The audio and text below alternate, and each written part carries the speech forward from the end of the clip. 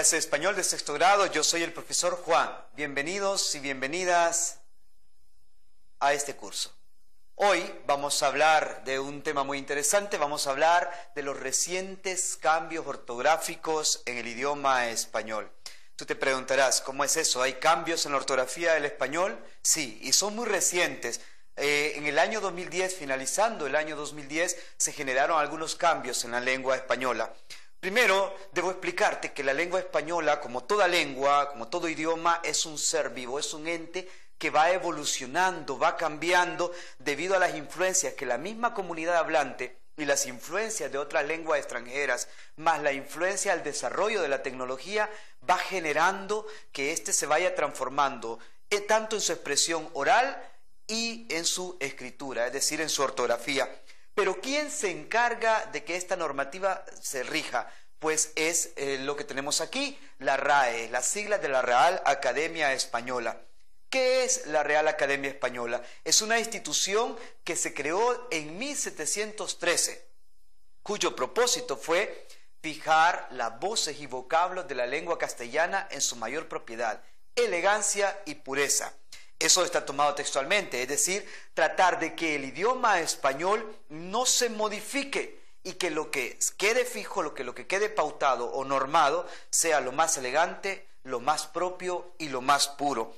Las siglas muy conocidas, o la leyenda, mejor dicho, el eslogan de esta organización es limpia, fija y da esplendor, refiriéndose al idioma español. Pues bien, es la RAE la que ha establecido las normas del uso de nuestro idioma. Veamos los objetivos para esta clase. Enunciar los cambios en las normas ortográficas del español aprobados por la Real Academia Española en noviembre del 2010, que es lo más reciente. Y los contenidos conceptuales, pues los recientes cambios en las normas ortográficas del idioma español. ¿Cómo se realizaron estos cambios ortográficos? Pues bien, debemos decir que esto no es una decisión antojadiza, ni es una decisión así tomada a la carrera o unilateralmente.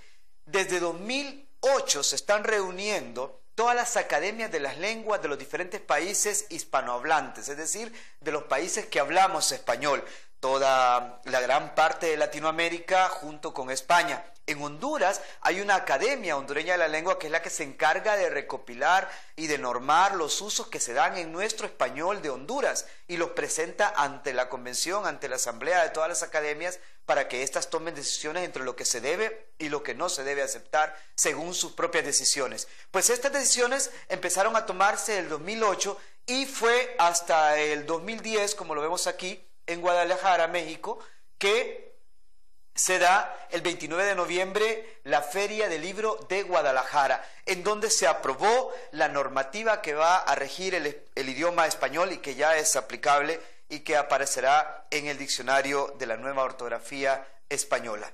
¿Cuáles son estos cambios que se han generado últimamente? En primer lugar, la desaparición de la letra L como una letra del alfabeto español.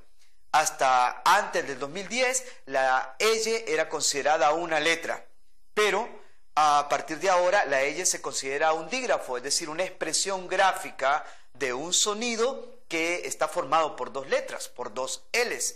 Ya esto había ocurrido desde el año 1999 con la letra Ch, que también se consideraba un dígrafo.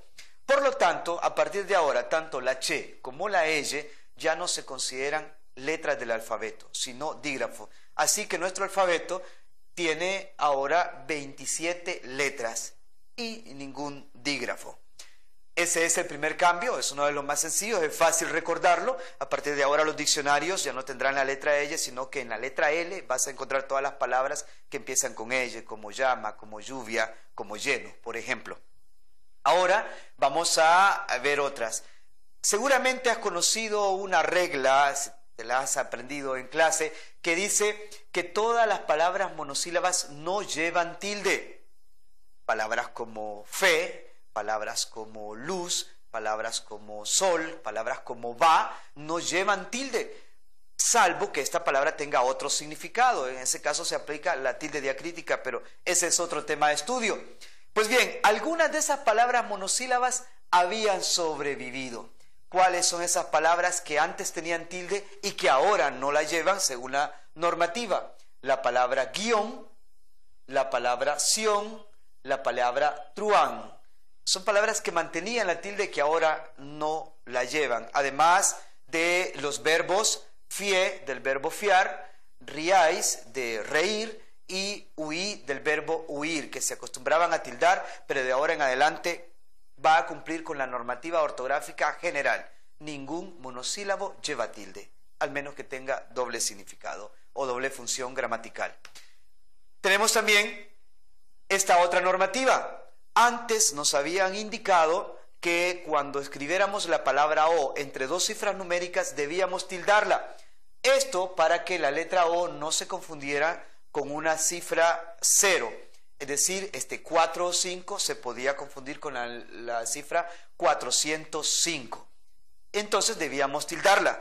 Pero según las palabras de los académicos de la lengua, dice que textualmente el peligro de confundir la letra O con la cifra 0 de tamaño mayor se ha eliminado debido a que ahora trabajamos con ordenadores, es decir, con computadora, con teclados, y que esto manifiesta una clara diferencia entre la cifra 0 y la letra O.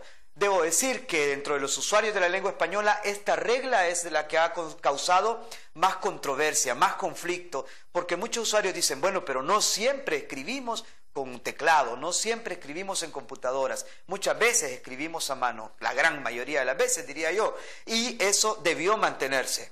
Pero bien, los usuarios reclaman, sin embargo, la academia mantuvo su posición y de ahora en adelante tú no debes tildar la letra O cuando se encuentre entre cifras. Lo que sí hay que tener cuidado es de que no queden tan juntitas para que a la hora de hacer las cuentas no te vayan a salir mal. Seguimos con otras reglas. En el español, la expresión que y qui se utiliza utilizando la letra Q.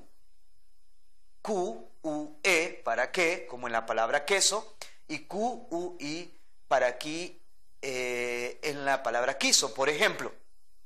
Es decir, el sonido K en las sílabas que y qui se utiliza con una Q.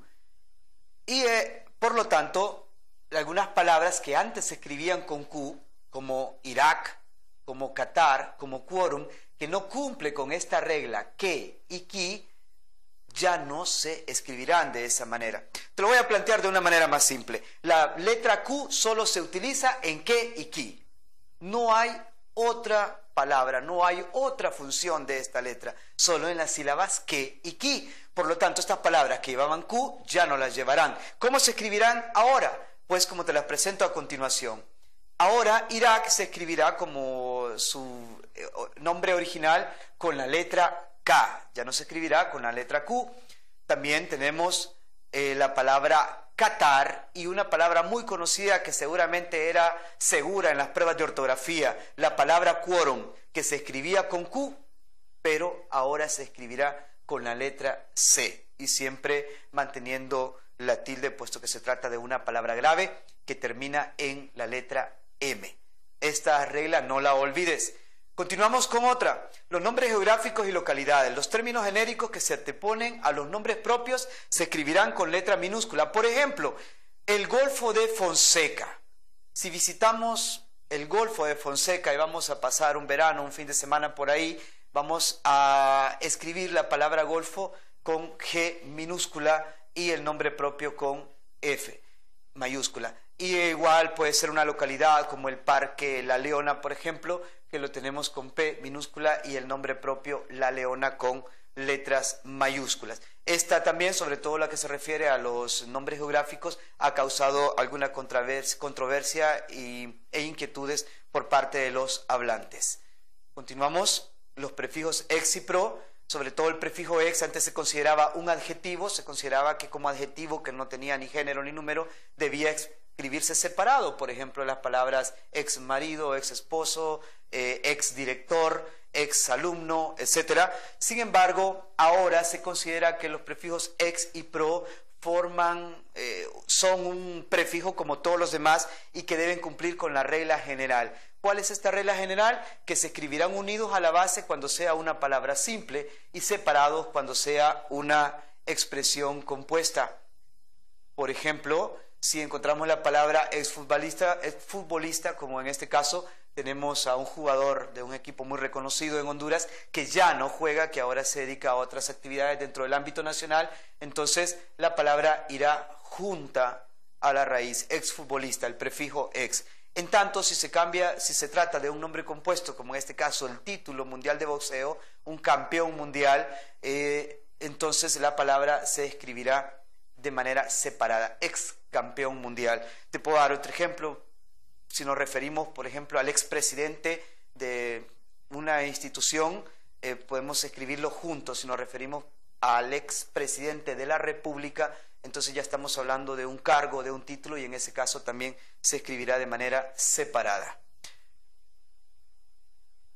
Vamos ahora a la tarea. Vamos a elaborar un resumen con las 5 reglas ortográficas que fueron modificadas por la Real Academia de la Lengua Española, y redacta 2 oraciones simples por cada una de ellas en donde se ejemplifique su uso correcto.